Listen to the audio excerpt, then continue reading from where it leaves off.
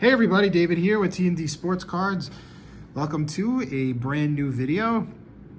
Today, as you can see here, we're going to open up a couple of Cello packs from 1979 Topps Baseball. And I've seen several videos recently of people going through cards from this set, and it resonates with me so much because it was the first really big year that I can recall everything about what was going on in sports. And I do remember opening especially baseball packs from 78, but the 79 set really does just it brings back all of the feelings of the beginnings of collecting. So I decided to pull out a couple of these and get into them and see what we can find. There's so many stars and Hall of Famers. The one big rookie card is the Ozzie Smith. But a lot of my old time favorite cards from at least my real days of collecting and opening packs are from this set. So hopefully we'll find one or two or a few of those, and that would be pretty awesome. All right, so that's what the wrappers look like. I think the gum's in the middle here. Yes, it is. It's a rather large piece of gum. Oh, it's coming right off. Okay. I think I'm going to stay away from it, though. So again, I hope I'm not upsetting anybody by not chewing the gum here. All right, so the first half of the pack, we had the top card, which was the Cubs prospects. And we have a Wayne Gross, and this card is actually, at least left to right, it's centered pretty nice. This looks like it actually, I was gonna say it looks like it could be a rookie card, but he has too much time in at that point there. All right, so we have Dan Meyer, Mike Brewhart. And I'm sure I would have been very excited about finding this card because it is a Met. Although that's honestly not a name that I recognize at all. And he's wearing the number that Dave Kingman probably would have worn around this time. But I guess Kingman wasn't on the Mets in 78. Willie Wilson, he was a really good player. Manny Sanguillen was a very high average hitting catcher for many years for the Pirates. Vic Carell, Stan Bonson, and our last card here is a all-time record holder for wins by a pitcher, Jack Chesbro for the season, and Cy Young overall, and that's a record that probably is not ever going to be broken. I mean, you never say never, but yeah, 511 wins. I'm not so sure that one's going to really even be approached. All right, so we have our first true Hall of Famer here in Gary Carter, and I think we actually found this card in a break that we did of this many months back. It's got some gum residue on the front here, but nonetheless, it's a very nice card. So we'll get Mr. Carter in a sleeve here. Put him up there. Maybe we could put him where we could see him a little better. Here we go. All right, so we have next Jim Bibby, Johnny Grubb, Gary Maddox, Don Gullett.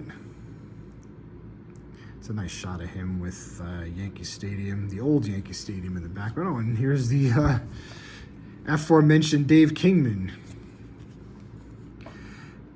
And yeah, 77 was the year that he was on 4 different teams. But I guess it was either 80 or 81 that he came back to the Mets. have Enrique Romo, Daryl Cheney, and Bob Watson, who eventually became the general manager of the Yankees. After having a very good major league career, he was the general manager of the Yankees, and at least he oversaw their '96 championship as GM. And he passed away, quite a few years back. All right, so that was our first pack, which yielded a very nice Gary Carter. There's a lot of gunpowder in this one. Man, it's all over this pack.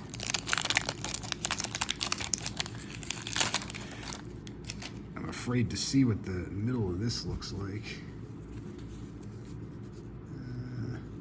It looks like it's actually stuck to, all right, it's stuck to Larry Heisel. Oh, it actually came out in one piece. And honestly, it smells like bubble gum. It doesn't actually smell like mold. But Mr. Heisel really took the brunt of it here. That card is pretty well destroyed. All right, so our next one is Sam Ewing, Rick Manning, Bob Boone, who had a very nice career, Larry Parrish, Butch Hobson, Lou Brock. This is a really nice card. It's unfortunately warped, which I am sure is from the gum. But other than that, it's in pretty good shape for whatever whatever that's worth. That's a nice Hall of Famer with a lot of gum powder all over it. And we have Freddie Patek and Doug Rao as the last half of this pack here. And the back card here, Brian Asseltine really took a beating. That's not even the back card. I guess it's stuck to the Indians prospects card here. Yeah. Oh, all right. Yeah, this card has some bleeding, definitely from the gum. The first pack we opened survived a little better than this one has so far.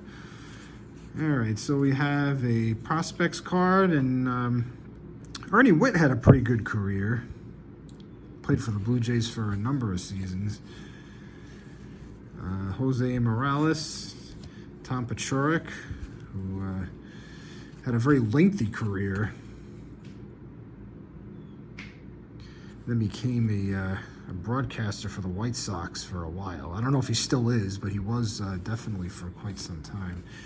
And we have a runs batted in leaders card here with Jim Rice and George Foster. That's a nice card. Actually, in my my baseball playing days, I don't know if it was the last season that I played American Legion. It might have been the second to last season. A tournament that we played in Connecticut, we actually played against George Foster's team. He was the coach. He had recently retired, and he was coaching a Legion team. I want to say possibly from Greenwich. And it was pretty cool. A bunch of us got to meet him, and he took pictures with us. It was he was very, very friendly. I'm sure he wasn't probably looking to necessarily be taking pictures with everybody, but he stuck around, and he was very, very nice. So that was a cool experience getting to meet him. I see a checklist here. These cards are pretty messed up from the gum. All right, we have Bob Sykes, and there's our checklist. Hal Dews, and Our last card is the Indians Prospects, which does feature Alfredo Griffin, who played for a very long time for several teams, including the Blue Jays. I actually don't really remember him playing so much with the Indians, but the Blue Jays, yes. All right, so as you can see, we pulled a couple of Hall of Fame cards here with Lou Brock and Gary Carter. And we got this nice runs batted in card with, as we were talking about, George Foster and Jim Rice. So there's a couple packs of 79 baseball. We did not find any of the really big cards in the set, but nonetheless, this was fun. I always enjoy opening these. I'm sure we'll do this again sometime in the near future.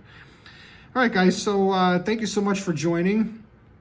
If you're new to the channel, please like and subscribe. You know, as always, it helps to support and grow the channel, and we greatly appreciate that. So enjoy the rest of your afternoon into your evening, and we will see you probably Thursday, because the new release that was supposed to come out tomorrow, I believe, has been pushed back for several weeks, so we'll be waiting on that. All right, guys, enjoy the rest of your day. Take care, and thanks for watching.